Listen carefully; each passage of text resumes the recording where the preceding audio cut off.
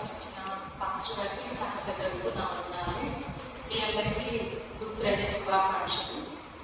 యేసు ప్రభు శిలువపై పలికిన 7 మాటలను మనం 2 భాగాలుగా చేయొచ్చు. మొదటి 3 మాటల్ని మొదటి భాగంగాను, మిగిలిన 4 మాటల్ని రెండవ భాగంగా చేయొచ్చు.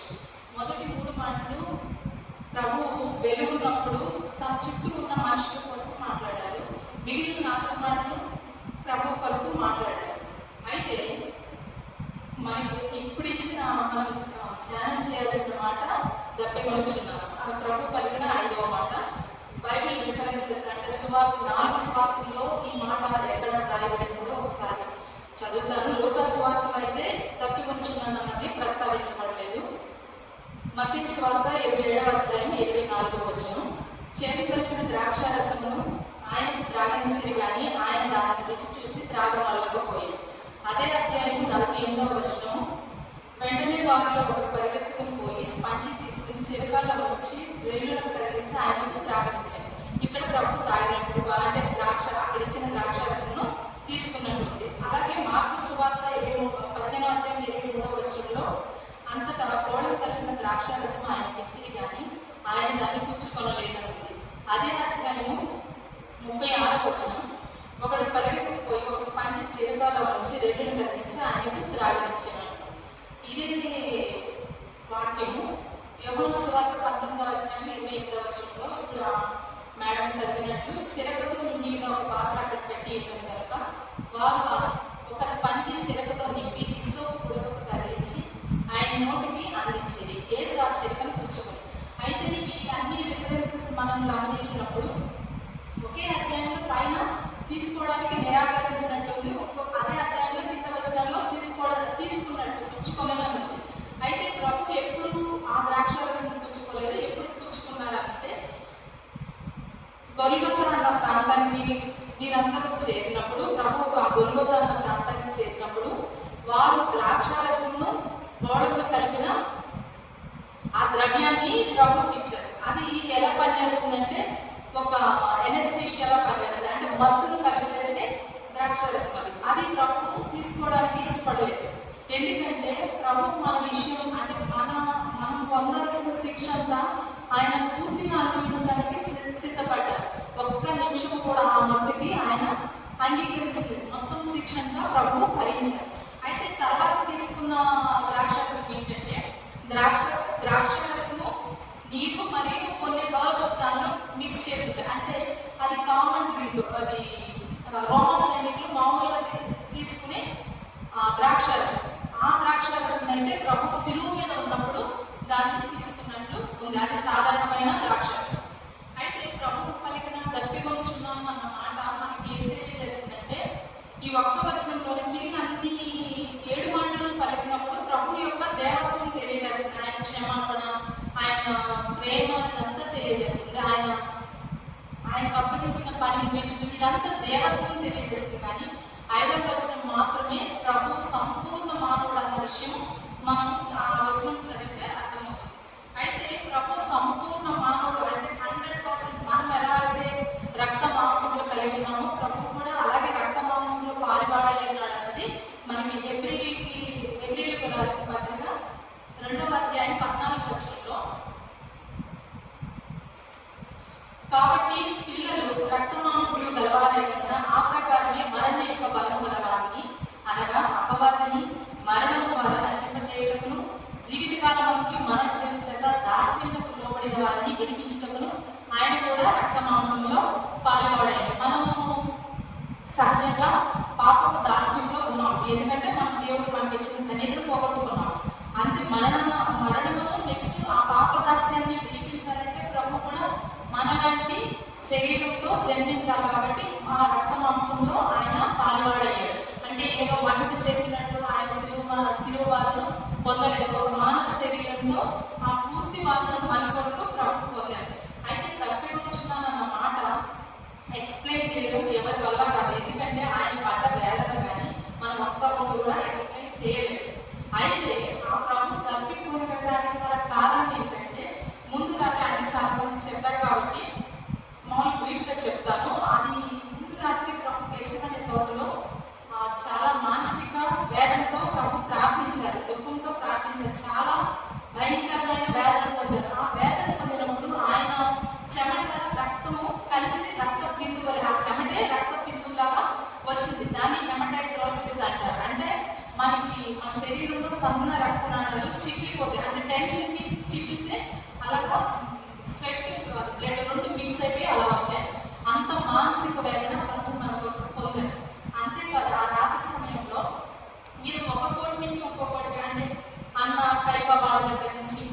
పిలాత్ దగ్గరికి, హేరోదు దగ్గరికి, ఒకరి దగ్గర నుంచి ఇంకొక దగ్గరికి ప్రభుని తిప్పుతూనే ఉన్నారు. అంతేకాదు మరలా ఆ కొరడ గురించి ఎక్స్ప్లెయిన్ చేయాలంటే అది చదువుతుంటేనే చాలా భయంకరంగా ఒక్కొక్క 4 బ్రాంచెస్ కింద ఉంటాయి. ఒక్కొక్క బ్రాంచ్కి మళ్ళీ 4 ఉంటాయి. ఒక్కొక్క దానికి సీసము ఎముకలు పెట్టి ఉంటాయి. అది ఒకసారి పడితే మొత్తం శరీరం అంతా దున్నేస్తుంది. అటువంటి ఆ కొరడా దెబ్బలు ప్రభు శరీరం పై ఉన్నాయి. అంతేకాదు ముళ్ళ కిరీటం ఉంది. ఇవన్నిటి వల్ల ఆయనకి మ్యాక్సిమం ఆయన శరీరంలో ఉన్న రక్తము నీరు కూడా మొత్తం మన వరకు ప్రభు దారిపోసారు. దానివల్ల ఆయనకి దేహం అంతా రక్తసిక్తమైపోయింది. కాబట్టి ఆయనకి దాహం అవ్వడం చాలా సహజమైన విషయం, సహజం. నెక్స్ట్ అది భరించలేని దాహం. ఇంకొకటి, ఈ 5వ మాట ప్రభు ఎప్పుడు చెప్పారంటే అమర్చంద్ గారు చెప్పినట్టు, దేవుడు ప్రభు అదే చేయి విడిచిపెట్టిన తర్వాత తండ్రి యేసు ప్రభు చేతిని విడిచిపెట్టాక ఈ మాట పలికారు. విడిచిపెట్టడం అంటే దేవుని మన శిక్ష అంతా ప్రభుపై పడినప్పుడు తండ్రి యేసు ప్రభు చేతిని వదిలివేశారు. అయితే ఇక్కడ దాహము లేకపోతే దప్పిక అన్నది 2 విధాలుగా చూడవచ్చు. అంటే 2 మీనింగ్స్ వస్తాయి. ఒక మీనింగ్ ఏంటంటే, ఒక అర్థం ఏంటంటే తీర్పు. ఈ దాహము ఏమి సూచిస్తుందంటే, ఒకటి తీర్పు కింద అనుకోవచ్చు, రెండవది ఆత్మల కొరకైన దాహం. ఫస్ట్ది తీర్పు, రెండవది ఆత్మల కొరకైన ప్రభువుకి లేకపోతే దేవుని బిడ్డలకు ఉండే దాహం. అంటే యేసు ప్రభువుకి మన విషయంలో ఉన్న దాహాన్ని సూచిస్తుంది. అయితే ఇది తీర్పే దాహంగా ఎలా ఉందంటే అన్న దానికి కొన్ని రెఫరెన్స్ చెప్తాను. మనకందరికీ తెలుసు, ఆదాము హవ్వ ఏదైతే తోటలో ఉన్నప్పుడు వాళ్ళు చాలా సంతోషంగా ఉన్నారు, దేవుడితో మంచి సంబంధాలు కలిగి ఉన్నారు. వాళ్ళకి ఏ బాధలు అంటే తిండి విషయం కానీ దాహం విషయమై ఏ బాధ లేదు. ఎప్పుడైతే దేవుడితో సంబంధాన్ని కోల్పోయారో ఆ సమయంలో వాళ్ళకి అంటే ఆ ఏదైతే తోట నుంచి వాళ్ళు తోలివేయబడ్డాక వాళ్ళకి ఆకలి దప్పిక వాటి గురించి శ్రమపడాల్సిన అవసరం వచ్చింది. అలాగే ద్వితీయోపదేశకాండం 28వ అధ్యాయం 48వ వచనం, 28-48వ వచనంలో దేవుని మాట వినని ఎడల ఆకలి దప్పికలతోనూ వస్త్రహీనతతోనూ అన్ని లోకములతోనూ యెహోవా నీ మీదకి రప్పించింది. అంటే ఇది కూడా ఒక శిక్ష. ఇశ్రాయేలుకి ప్రభు చెప్పేది ఏంటంటే, మీరు కనుక దేవుని మాట వినకపోతే మీకు ఆకలి దప్పిక వస్త్రహీనత ఇవన్నీ వస్తాయి. అంటే ఒక శిక్షకి దప్పిక చూపిస్తుంది. అలాగే హోషేయలో 2వ అధ్యాయంలో ఇశ్రాయేలు అక్కడ విగ్రహారాధనతో నిండిపోయినారు. విగ్రహారాధనతో నిండిపోయినప్పుడు విగ్రహారాధన కనుక మీరు వదలకపోతే అని చెప్తా ఏమని చెప్పారంటే, ఆ విగ్రహారాధన విడవకపోతే ఎండిపోయిన భూమిలో నుంచి దప్పి చేత దయపరుస్తానని అక్కడ ప్రభు చెప్పారు. ఈ అన్ని వచనాల రిఫరెన్స్ ఎందుకు చెప్పారంటే, దప్పిక అన్నది ఒక శిక్ష, ఒక తీర్పు. దేవుడు మనం తప్పు చేసినప్పుడు, మనం పాపం చేసినప్పుడు అటువంటి శిక్షకి మనం అర్హులం. అయితే సర్వమానవాళి మీద రావాల్సిన తీర్పు అంతా ప్రభుపై పడింది. ఆ ప్రభుపై పడినప్పుడు ఆయన పాపంగా మారిపోయారు. ఆయన చూసినప్పుడు ప్రభు తండ్రి 4వ మాట వివరించినట్టు తండ్రి యేసు ప్రభు చేతిని వాళ్ళు వదిలేశారు కదా. ఎందుకు వదిలేశారంటే, మన మీద ఉన్న పాపం అంతా 2 కొరింథీ 5వ అధ్యాయం 21వ వచనంలో లాస్ట్, పాపం ఎరుగని ఆయనను మన కోసం పాపంగా చేశారు. ఆయనలో పాపం ఏది లేదు, కానీ మన పాప శిక్ష అంతా ప్రభువుపై పడ్డప్పుడు ఆయన పాపంగా మారిపోయారు. పాపంగా మారినప్పుడు తండ్రి ఆయన చేతిని వదిలేశారు. మన శిక్షకి విడుదల కావాలంటే ప్రభు ఖచ్చితంగా తండ్రిని, ఆ పాపం అయిపోయారు కాబట్టి మన పాప శిక్ష అంతా ఆయనపై పడింది కాబట్టి ఇంకా ఆయన పట్టుకుని ఉండలేకపోయారు. అంత పాపంగా ప్రభు మారిపోయారు. ఆ పాపము ప్రభు మీద వేసుకుని ఆ శిక్ష అంతా మన నిమిత్తమై ప్రభు భరించారు. అయితే యోహాను సువార్త 19వ అధ్యాయం 28వ వచనం మరొకసారి చదువుతాను. ఆ తర్వాత సమస్తము అప్పటికి సమాప్తమైనదని యేసు ఎరిగి లేఖనము నెరవేరినట్టు నేను తప్పికొచ్చున్నాను అని. అంటే ఈ వచనం నుంచి మనం 3 ఇంపార్టెంట్ విషయాలు నేర్చుకోవచ్చు. ఏంటంటే, అప్పటికి ప్రభు చేసిన పని అంతా సమాప్తమైందని చెప్పారు. నెక్స్ట్ ఇంకోటి ఏం చెప్తున్నారంటే, లేఖనము నెరవేరినట్లు తప్పికొచ్చున్నాను. ఒకటి, దీనిలో 3 విషయాలు ఏంటంటే, ఒకటి ప్రభువు ఫిజికల్గా చాలా సఫర్ అయ్యారు. అంటే శరీరం అంతా మన నిమిత్తమే పడవలసిన శ్రమ అంతా పడ్డారు. రెండవది,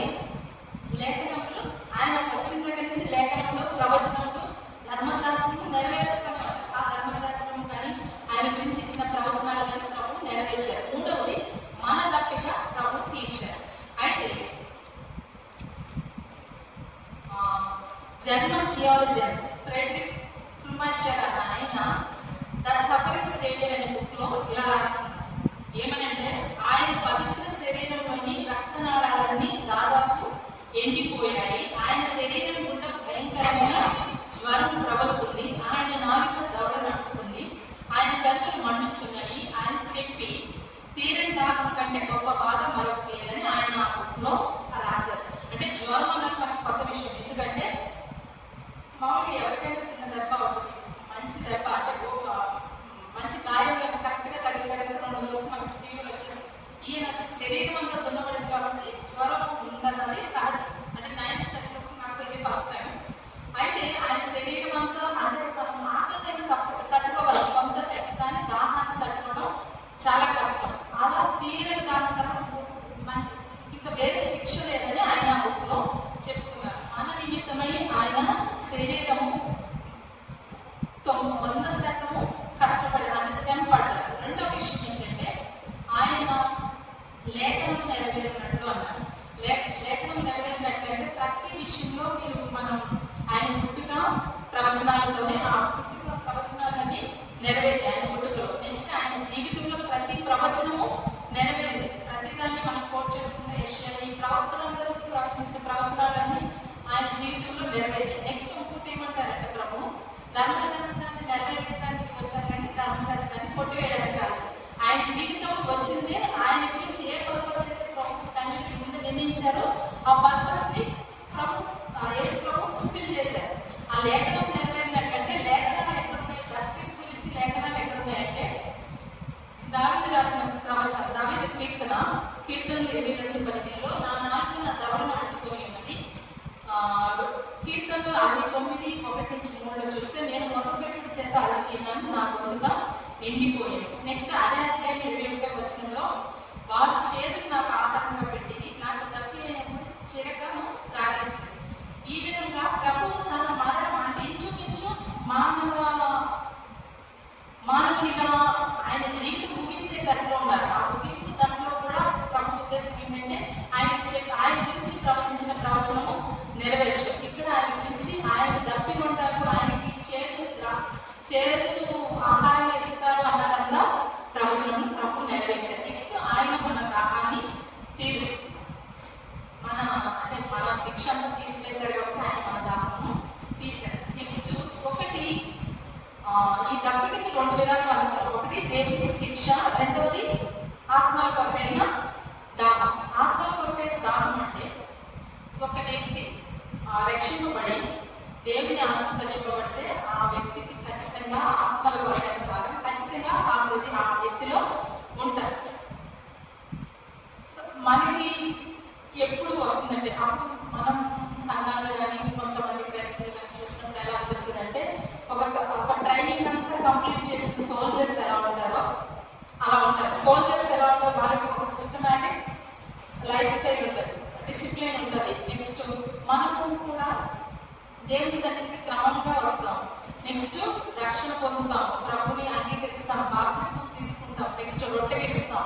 ఇవన్నీ అయితే సిస్టమాటిక్గా చేస్తాం. కానీ మనం సోల్జర్ అంటే ఏం చేయాలి, నెక్స్ట్ యుద్ధం చేయాలి. ఎందుకంటే దేవుని రాజ్యం కొరకే ఖచ్చితంగా పోరాటం చేయాలి. అప్పుడు పోరాటం చేస్తే దేవుని రాజ్యం కొరకు మనం ప్రయత్నం చేస్తే కష్టపడితేనే ఆ సైనికుడి ఇది ఫుల్ఫిల్ అవుతుంది. అలాగే మనం కూడా ఖచ్చితంగా దేవుని రాజ్య వ్యాప్తి కొరకే మనం ఖచ్చితంగా శ్రమ పడాలి. ఎప్పుడైతే మనం రాజ్యం కొరకు దేవుని రాజ్యం కొరకు లేకపోతే నశించిపోయే ఆత్మ కొరకు ఎప్పుడైతే భారం వస్తుందంటే మన జీవితంలో ఉన్న అంటే మనకి విగ్రహాలుగా ఉన్నాం. మనకి విగ్రహాలు అంటే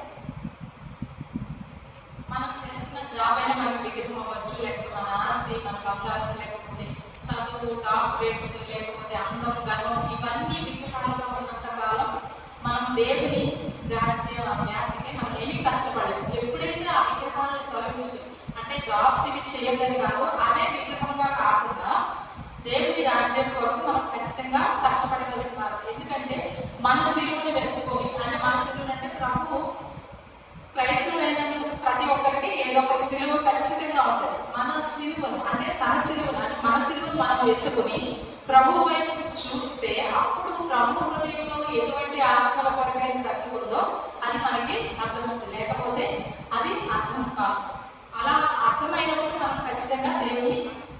రాజ్యం కొరకు పనిచేస్తాం.